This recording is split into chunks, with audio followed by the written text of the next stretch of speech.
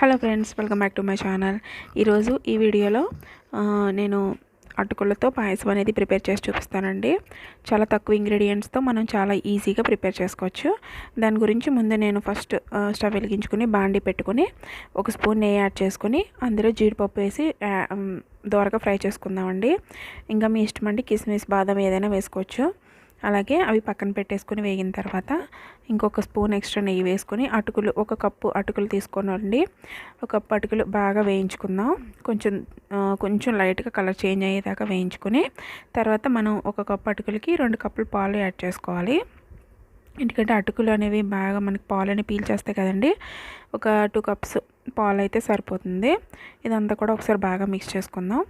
ఈ అటుకుల పాయసం అనేది చాలా టేస్టీగా ఉంటుందండి. అంతేకాకుండా మనకి దేవుడికి ప్రసాదం పెట్టుకోవడానికి కూడా చాలా బాగుంటుంది.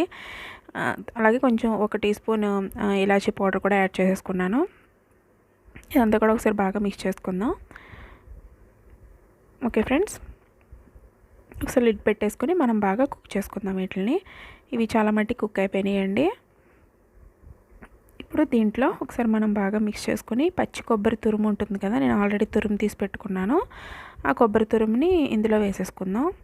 కొబ్బరి తురుము వేస్తే ఏంటంటే ఎక్స్ట్రా టేస్ట్ అనేది యాడ్ అవుతుంది, చాలా టేస్టీగా ఉంటుందండి. ఇలా మొత్తం అంతా ఒకసారి మిక్స్ చేసేసుకుందాం. ఓకే ఫ్రెండ్స్, ఎవరైనా ఫస్ట్ టైం మన ఛానల్ చూస్తుంటే కనుక ప్లీజ్ అండి షేర్ చేయండి, సబ్స్క్రైబ్ చేసుకోండి మన ఛానల్ని. ఇంకా మంచి మంచి వీడియోస్ అనేది నేను అప్లోడ్ చేస్తాను.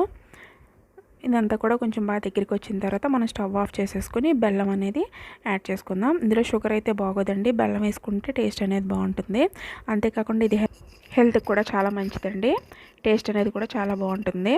ఇదంతా కూడా ఒకసారి బాగా మిక్స్ చేసేసుకొని మనం డిష్ అవుట్ చేసేసుకోవడమే. చాలా అంటే చాలా టేస్టీగా ఉంటుందండి ఇది. ఓకే, పిల్లలు కూడా చాలా ఇష్టంగా తింటారు.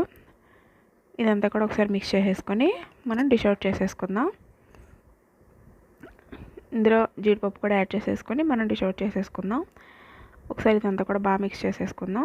ఒకసారి మీరు స్వీట్ చూసుకొని వేసుకోండి, తక్కువ తినేవాళ్ళు తక్కువ ఉంటారు కదా, అలాగా. ఇదండి, చూసారు కదా ఎంత కలర్ఫుల్గా ఉందో. ఓకే ఫ్రెండ్స్, ఈ వీడియో కనుక మీకు నచ్చినట్లయితే లైక్ చేసి మీ ఫ్రెండ్స్ అండ్ ఫ్యామిలీకి షేర్ చేసి ఛానల్ని సబ్స్క్రైబ్ చేసుకోండి.